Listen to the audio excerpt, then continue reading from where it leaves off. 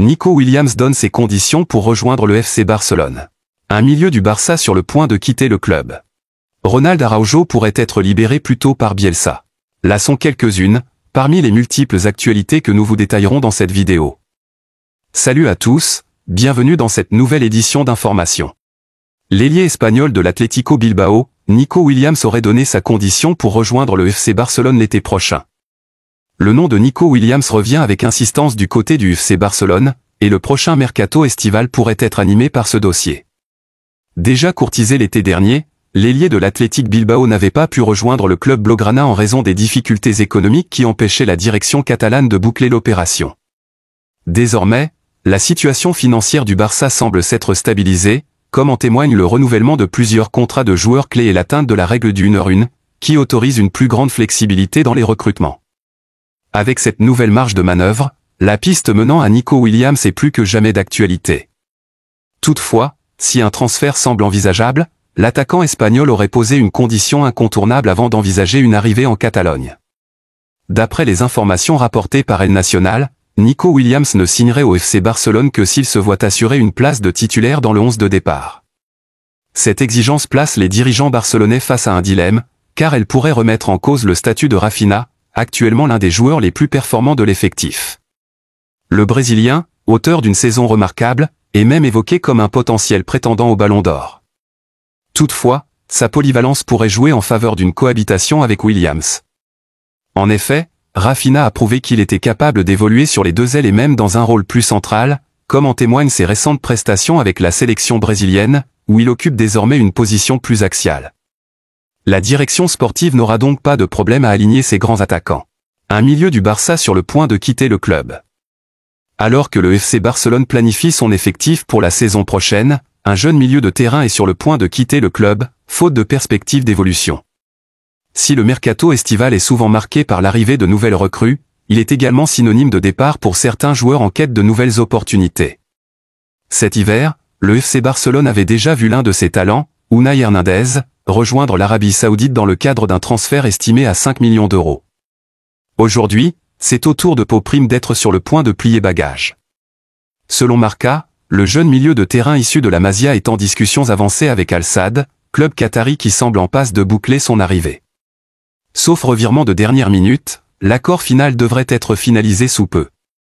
Arrivant au terme de son contrat en juin prochain, le joueur a décliné l'offre de prolongation formulée par la direction catalane, privilégiant un projet où il pourrait bénéficier d'un temps de jeu plus conséquent et d'un rôle plus important. Si Pau Prime a pris la décision de quitter Barcelone, c'est principalement en raison de la forte densité de joueurs à son poste, ce qui a considérablement freiné son ascension vers l'équipe première. Le milieu de terrain du Barça est actuellement bien fourni, avec des cadres comme Frenkie de Jong, Pedri, Dani Olmo, Gavi et Eric Garcia, mais aussi des jeunes talents tels que Marc Casado, Pablo Torre et Fermín López, qui ont su saisir leur chance. De plus, le retour imminent de Marc Bernal, éloigné des terrains pendant plusieurs mois en raison d'une blessure, viendra encore accentuer la concurrence au sein du groupe. Face à cette situation, Pau Prime a préféré opter pour un nouveau défi où il aura davantage d'opportunités pour exprimer son potentiel et accélérer son développement. Ronald Araujo pourrait être libéré plus tôt par Bielsa. De retour avec l'Uruguay après une longue absence pour blessure, le défenseur du FC Barcelone pourrait ne pas disputer l'intégralité des 2 rencontres de qualification et être libéré plus tôt que prévu. Après avoir manqué les 6 dernières rencontres de qualification à la Coupe du Monde en raison d'une blessure subie contre le Brésil lors de la Copa América et d'une intervention chirurgicale, Ronald Araujo a enfin retrouvé la sélection uruguayenne. Dès son arrivée à Montevideo, il s'est immédiatement rendu au centre d'entraînement de la Céleste pour intégrer le groupe sous la direction de Marcelo Bielsa. Son retour coïncide avec un affrontement de prestige contre l'Argentine, ce vendredi au Stade Centenario, un duel toujours très attendu entre ces deux grandes nations du football sud-américain. L'absence de Lionel Messi dans les rangs argentins pourrait être un avantage pour l'Uruguay, qui comptera probablement sur Araujo dans son 11 de départ. Ronald Araujo fait son retour. Un enchaînement de matchs éprouvants si la sélection uruguayenne pourra compter sur Araujo face à l'Argentine, son deuxième match de cette trêve internationale s'annonce particulièrement éprouvant. L'Uruguay devra affronter la Bolivie, mardi 25 mars, à El Alto, une ville perchée à 4150 mètres d'altitude, bien plus élevée encore que La Paz.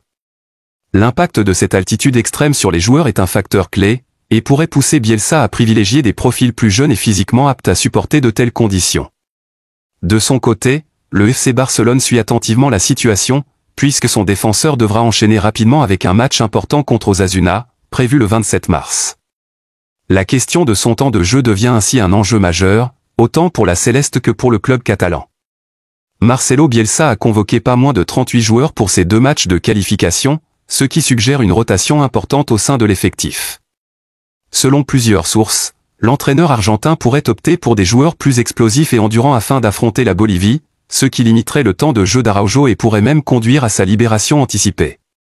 Une telle décision serait particulièrement bénéfique pour le FC Barcelone, qui cherche à éviter toute surcharge physique de son défenseur avant son retour en Catalogne.